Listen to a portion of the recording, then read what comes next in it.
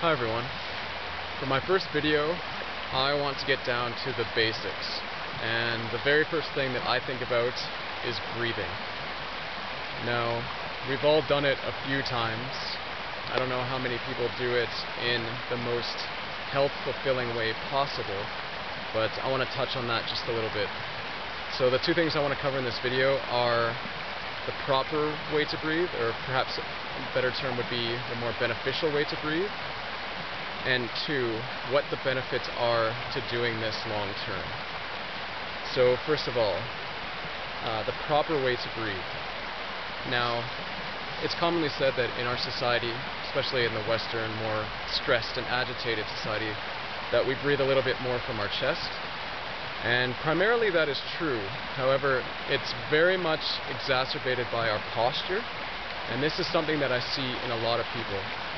When we are at a desk, generally we're leaning forward. When we're on a couch, we're generally a bit more in a half crunch. And this is limiting our ability to breathe deeply into our diaphragm. And when we're only breathing into the top portion of our lungs, we're not getting the full benefit than we can.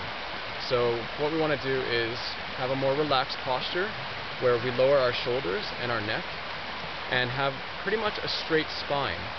And when we do this, we feel like our organs are a bit more in place and we can increase the belly breathing ability. So expanding the stomach, which would be our diaphragm. And it's as simple as that. So too, I want to go over the benefits of it. Now, when we do increase our oxygen intake, we generally feel a bit more alive and alert, and this is actually what creates endorphins in our body, which is the feel-good hormone. When we breathe deeply and generally in a bit more of a pace, we feel more energetic, we feel more alive, we feel more alert, we feel more on keel with what's going on.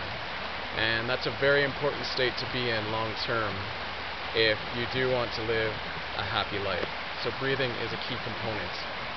The other thing that I want to talk about is how it's primarily our tool for detoxification.